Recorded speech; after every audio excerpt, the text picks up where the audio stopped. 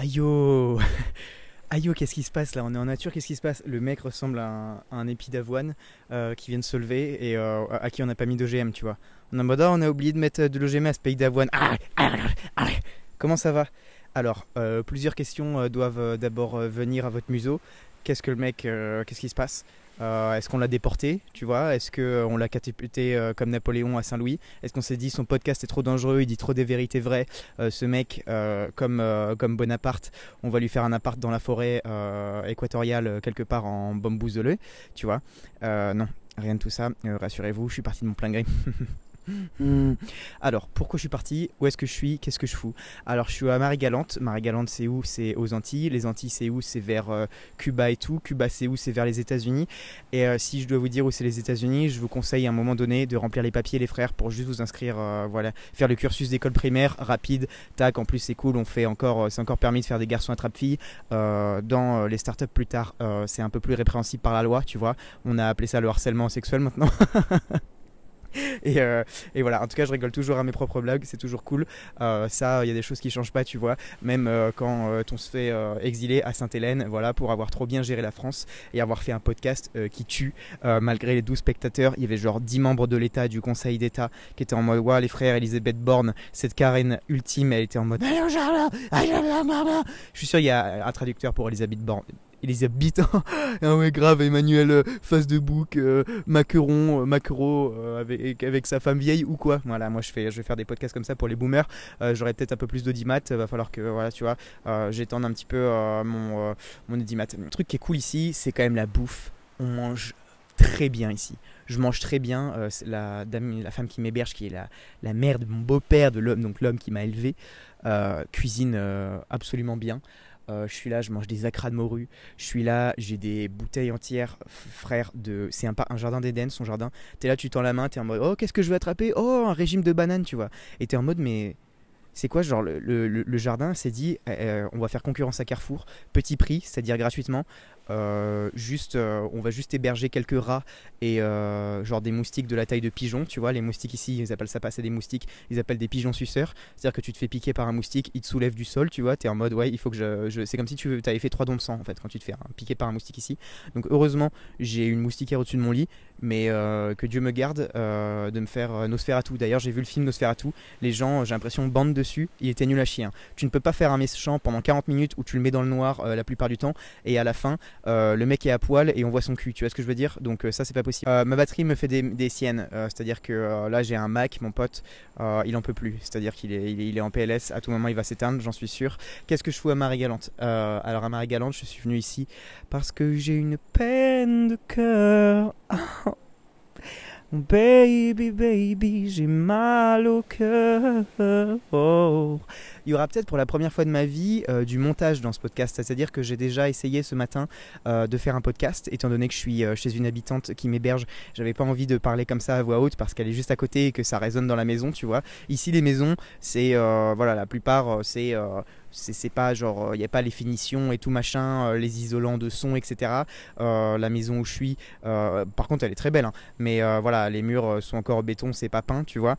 Donc quand je parle ça résonne, t'as l'impression d'être dans un préau, tu vois. Donc je me voyais mal être en mode j'ai mal au cœur baby baby, parce que déjà que j'ai pas de toit et que je suis hébergé, j'ai pas envie qu'on me dise par contre frère, là j'ai entendu ce matin, je me suis rendu compte que t'étais internable donc tu dégages de chez moi. Ça dégage direct et je vais me faire virer comme un coup de bâton, comme un chien errant d'ici, tu vois. Et je vais être là dans les rues à aboyer sur les patients pour qu'ils me donnent un peu de poisson, tu vois. Donc j'ai pas envie non plus d'en arriver là. Pourquoi j'en arrive là en parlant de montage, j'en ai aucune idée. Ça va peut-être être le premier épisode podcast qui a du montage. Donc voilà, vous étonnez pas s'il y a des petits cuts, vous étonnez pas si c'est plus fluide et plus agréable à entendre, vous étonnez pas si ce podcast ressemble enfin un podcast, un truc agréable à écouter, tu vois. Donc ça, tu vois, on verra. Je regarde la batterie parce qu'elle me fait peur là. Genre mon ordi il est à 100% et la batterie elle est rouge. Donc il faudra lui dire au frère que c'est pas comme ça qu'il est censé marcher. Je sais pas ce qu'il fait. On dirait un mec genre tu sais les fonctionnaires, genre on leur donne de moins en moins de tâches et au bout d'un moment genre juste ouvrir une porte ça devient trop chaud et ils se mettent en putain le mec devient de droite direct pendant un podcast. On découvre sa vraie couleur nature, sa vraie couleur chocolat. Oula, fais gaffe. Rien à voir en plus. Cancel, j'ai toujours peur de la cancel culture, ça ne change pas. Alors, pourquoi je suis là? Peine de cœur, ouais. Ouais. j'ai mal au cœur. Je vais vite revenir en France parce qu'en fait je me suis rendu compte que la fuite c'était pas forcément la chose la plus courageuse à faire ni la plus utile sur le long terme, la plus bénéfique. Je suis dans un moment dans ma life là. Là vous assistez à mon arc de de Sainte-Hélène, tu vois, de Napoléon à Sainte-Hélène, c'est-à-dire que là on m'a dépouillé de ce que je pense, ce que j'estimais le plus important. Reste à moi de voir ce que je veux faire. Voilà. Déjà, je pense remplir aussi les papiers pour faire mon petit cursus de primaire. Quand tu vas pas bien dans ces moments-là, je pensais que c'était une bonne idée, tu vois, de suivre les paroles de Charles Aznavour, qui est la seule Bible que j'écoute et que je suis dans ma vie de tous les jours, c'est-à-dire la misère est moins triste au soleil. Et il avait faux, ce petit Arménien là, au grand front là. Je vais lui mettre une claque sur le front, moi. C'est quoi qu'est-ce qui se passe dans sa vie pour qu'ils disent des mensonges comme ça? En fait, non seulement j'ai de la peine, mais en plus on m'enlève tous mes repères. Je me suis isolé de mes potes, isolé de mon club de sport où j'avais, tu vois, de tous mes liens sociaux que je connaissais. Et je suis allé vivre dans un préau, tu vois, à Marie-Galante. Non mais encore une fois, super maison, mais voilà. Où je peux difficilement faire mon podcast. Sinon je sors avec mon ordi qui tient une batterie de 2 minutes pour pouvoir faire mon podcast, qui est le seul fil qui me rattache à la santé mentale, tu vois. Donc c'était peut-être pas une bonne idée de suivre Charles Aznavour. La prochaine fois j'essaierai de suivre genre... Garou ou que sais-je, qui donne des bons conseils, genre Jul. Putain, alors qu'est-ce que je fais du coup en ce moment? Et bah écoutez, c'est là que tu vois les progrès de la technologie, c'est que je vais mal et tout mon YouTube c'est des trucs de développement personnel avant que je me fasse, avant que je me fasse larguer, avant qu'on me largue comme une bombe sur Hiroshima et Nagasaki. Sauf que là, la bombe, j'étais en même temps le japonais et la bombe, tu vois. On m'a largué et j'ai eu les dégâts d'un champignon atomique dans la gueule, tu vois, ou sur le cœur, sur le corazon. Et bah mon YouTube il s'est mis, si tu veux, à me proposer, enfin avant qu'on me largue justement, j'avais que de la musique genre chill compo cubain, swing funk machin de 2 heures, etc. Là si tu veux j'ai que des trucs genre cette vidéo vous trouvera au bon moment, ou genre do this, not this, ou genre 30 cas d'habitude à faire le matin pour reprendre votre vie en main, truc comme ça.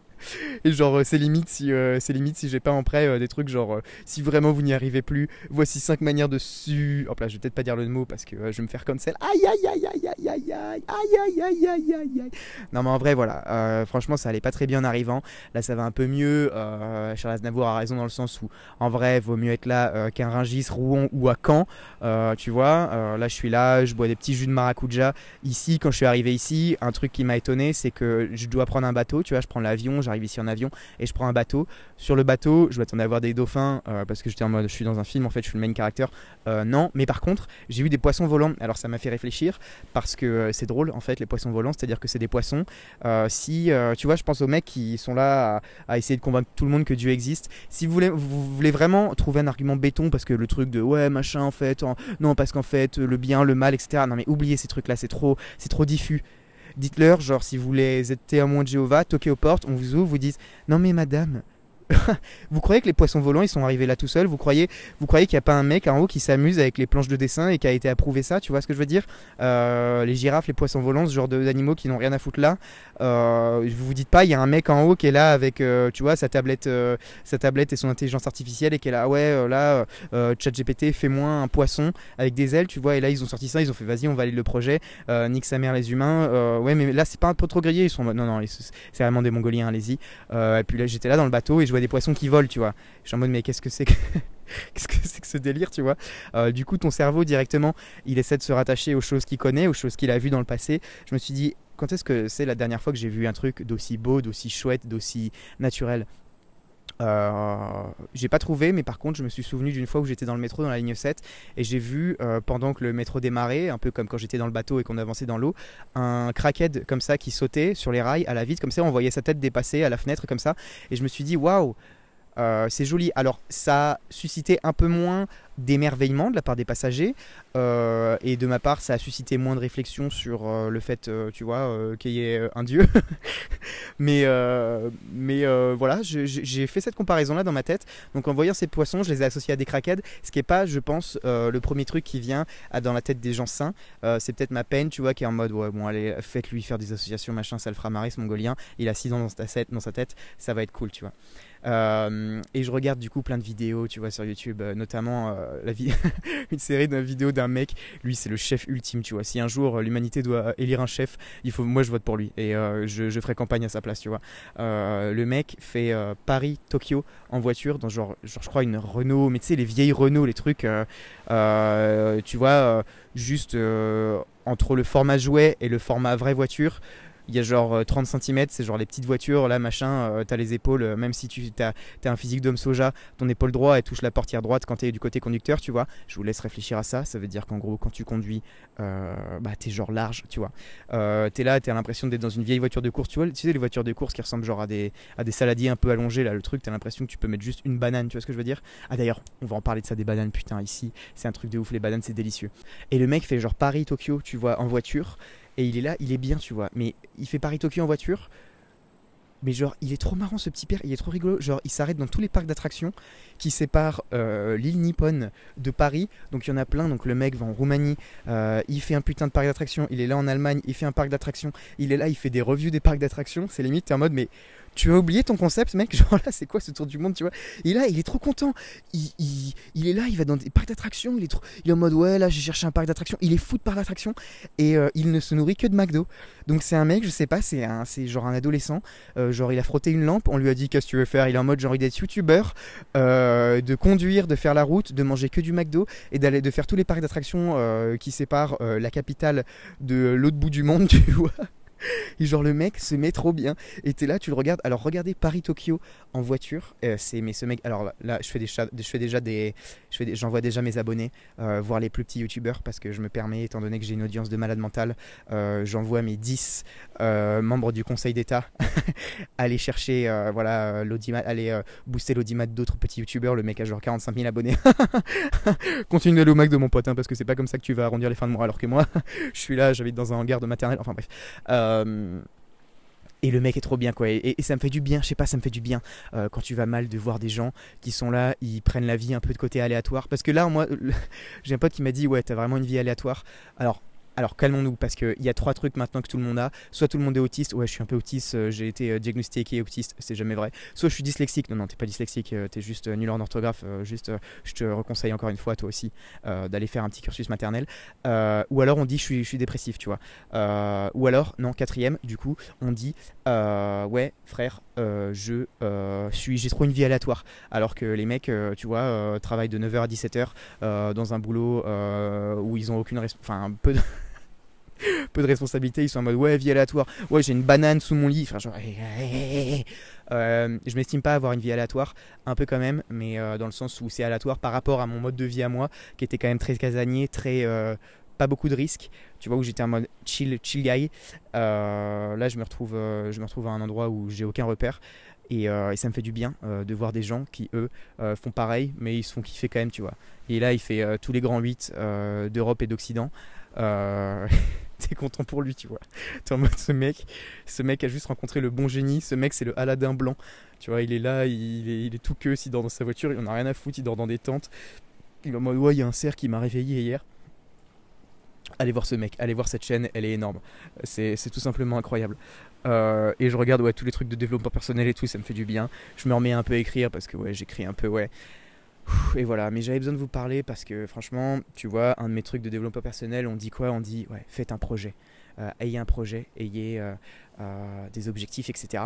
Moi, mon objectif, c'est faire que ce podcast, les gens de Tombouctou au Japon, en passant par toutes les fêtes foraines, soit en mode il y a un nouvel épisode de Mars le podcast nul qui est sorti, c'est cool. Par contre, j'espère entre temps avoir rendu le truc un peu plus digestif que je le rends maintenant. Je vais essayer de faire du montage, écoutez, j'y vais doucement, à l'antillaise, tu vois, tranquille.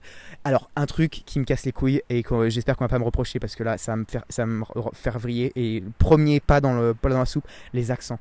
Les gars, les accents, imiter un accent, c'est pas raciste. T'as des gens qui parlent comme ça. Hein. Moi, je vais en Angleterre, I speak like that, do you have a glass of water? Les mecs m'imitent, je suis en mode, bah ouais, tu m'imites car je parle comme ça. Tu vois, je suis pas en mode c'est raciste, ça n'a rien à voir avec ma race. Déjà, la race, ça n'existe pas. One love, one life, one race, dancing through the night. Je suis parti sur Bob Marley, j'ai fini sur Sting. Et je suis plutôt bien ici, mais juste en fait, ouais, on m'a enlevé mes repères. Et même quand tout le monde est contre toi, elle reste ta meilleure amie. J'ai fait une vidéo, les gars, où j'ai percé sur Instagram. Donc là, la fame, j'ai 1,6 million de vues. Allô, qui commence à me tutoyer ici? On me vous voit, moi. Hein. Je suis là, c'est juste une vidéo à la con. Je danse, je fais genre je tire sur une colombe. Les gens ils étaient en mode ah c'est cool ça. J'ai reçu des messages un peu étranges, genre si tu arrêtes tes vidéos je trouverai où t'habites. Donc ça fait plaisir, mais quelque part ça fait un peu peur. Sauf qu'il ne sait pas, c'est que je j'ai pas d'adresse en fait. Donc c'est comme menacer un gitan SDF, tu vois. Donc t'es en mode c'est peut-être pas le plus pertinent pour l'instant de me menacer de ça. J'aimerais bien que tu trouves où j'habite, comme ça je pourrais avoir un logement, tu vois ce que je veux dire.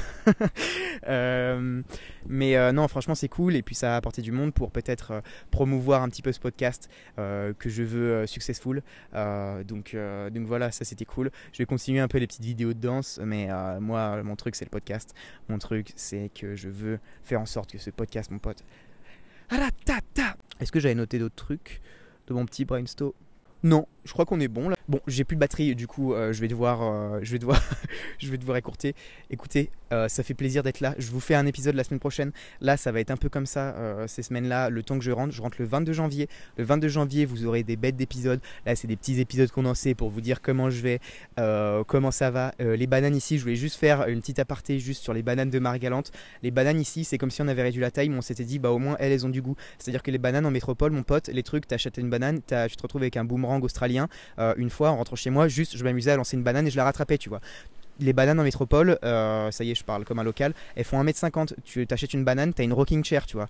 J'ai vu des gens, en Bretagne, acheter des bananes et ils les mettaient sur leur terrasse et ils se balançaient comme ça dessus, tu vois, avec un cigare et un joint de l'harmonica. J'étais en mode, mais est-ce que. Et en plus, elles sont pas bonnes. Tu vois, tu croques dedans, t'es en mode, ah cool, j'espère qu'au bout du 47e croc, il y aura un peu de goût. Ici, c'est des dragibus, c'est des rails de coke de banane, tu vois ce que je veux dire. Donc ça, c'est bon, ça fait plaisir. Vive les bananes guadeloupéennes, vive la Guadeloupe, vive les gens qui vont mal et qui donnent des leçons, comme Wham, tenez bon si vous allez mal et force à tous les frères d'Orient et d'Occident, force au mec, est-ce qu'il est encore au Japon, je ne sais pas, qui mange un McDo, allez le voir, franchement il est des barres, moi je vous aime fort, allez salut.